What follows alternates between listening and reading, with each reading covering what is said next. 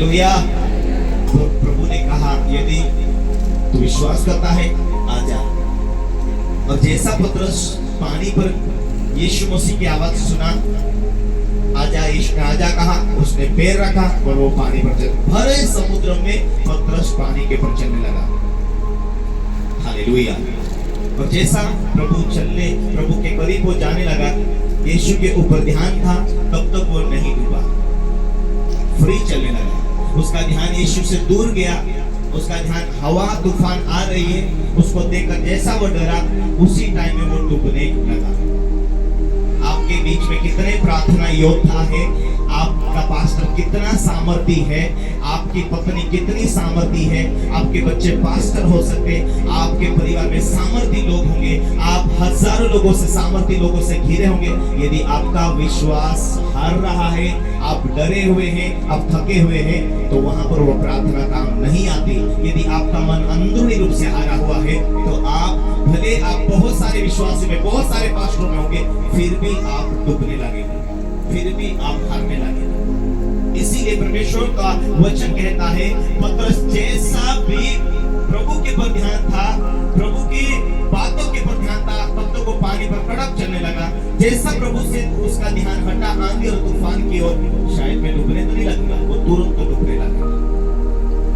आपका कहीं दर्द होगा, शायद मैं मर तो नहीं जाऊंगा, शायद मेरा जीवन में नुकसान तो नहीं होगा, शायद कोई जो जादू टोना तो मुझ पर हैवी नहीं होगी, शायद मेरे बेटे का कुछ तो ना हो जाए, शायद मेरे बेटा का कुछ तो ना हो जाए, मेरे बच्चों का कुछ। ये एक विश्वास शैतानी की ओर से भी बीज बोया जाता, जो आपके मन में डर डालता है, आपके जीवन को थका देता है। आप किन बातों के तुरंत आप बोलते हैं, मेरा प्रभु मुझ में है, जो मुझे बल देता उसमें सब मैं कर सकती हूँ, कर सकता हूँ। Hallelujah, hallelujah. पतरस तो पानी पर चल रहा था, उसके लिए एक चुनौती थी, एक ध्यान था उसका यीशु के ऊपर, मैं चल सकता हूँ ऐसा उसको लगा। यीशु ने कहा तू चल सकता, वो चलने लगा। मैं डूब सकता हूँ ऐसा उसने विश्वास किया, तुरंत वो डूबने लगा। आपका मन, आपका विवेक क्या कहता है? शायद मैं आप डूब सकता हूँ, हार सकता हूँ, तो उसी टाइम में आप कह सकते हैं, आप विचार में सोच सकते, अपने मन के अंदर भावना डाल सकते, नहीं प्रभु मुझ में है, मुझे जय देगा। ये विश्वास रोज आपके मन में, आपके दिमाग में काम करते हैं। हालेलुया। इसीलिए बहुत सारे लोगों के लिए प्रार्थना करने के बाद आज चंगे हुए और कल मुसीबत में फंस जाते। सोचने के प्रति, अरे कल तुमने प्रार्थना किया, कल तुझे बहुत आराम मिला था, और परसों के दिन क्या हो गया? डूबता विश्वास आपको डुबा लेता है। जय वाला विश्वास आपको मौत के हालात से भी आपको जीवित खड़ा कर लेता है। मैंने ऐसे लोगों को देखा, पिछले टाइम में चमत्कार हुए, वो मरते मरते बचा और चंगा मिला, काम करने लगा, लेकिन जैसा कोई पाप में फंसते, बुराई में फंसते, अविश्वास में उनका जीवन क्यों चले जाता है? वो धीरे धीरे धीरे प्रभु की आत्मिक रीति से वो दूर होते और वचन को महत्व नहीं देते, प्रार्थना को महत्व नहीं देते, परमेश्वर की बातों में महत्व नहीं देते। और जैसा कोई शैतान या बीमारी उनके पर अटैक करती है, उनका विश्वास जब हिलने लगता है, बाबाओं के पास दिखाना शुरू करते, दवाखाना में ले जाना शुरू करते, कहीं आराम नहीं हुए, मर जाते हैं। बाइबल ये कहते हैं, मेरा धर्मी जन विश्वास से जीवित रहेगा, यदि वो पीछे हटे तो मेरा मन प्रसन्न ना होगा। पतरस का विश्वास कैसे बढ़ा? यीशु के साथ रहता था, सुनता था, लागू करता था।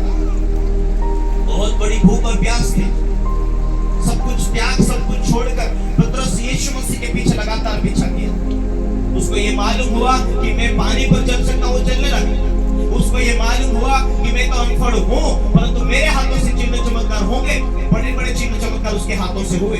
उसकी परछाया, उसकी छाव गिरती थी, लोग चंगे होते थे, उसके कपड़े छूते थे, लोग चंगे हुए। कौन? एक मछुआरा, एक साधारण इंसान। परमेश्वर का वचन कहता, विश्वास करने वालों के लिए सब कुछ हो सकता है। अपने विश्वास को लोग एक ढिलाई में जाने के कारण अपने विश्वास को मारते, खत्म कर देते।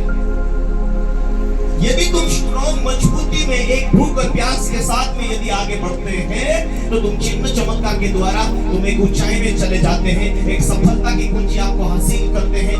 आपको ये मालूम होना चाहिए कि विश्वास में आप चलते जाते हैं, आप एक पवित्रता में चलते हैं तो परमेश्वर अपने आत्मा देता है गिफ्ट के रूप में। वो आत्मा जिसका नाम पवित्र आत्मा है वो तुम में बैठा, वो तुम्हारा सलाहकार होता, तुम्हारा जीवन के अंदर वो तुम्हारा रक्षक होता है, वो तुम्हारा मददगार होता, तुम्हारा मित्र होता है, वो तुम में बैठता है, वो तुम्हारे अंदर बात करता है।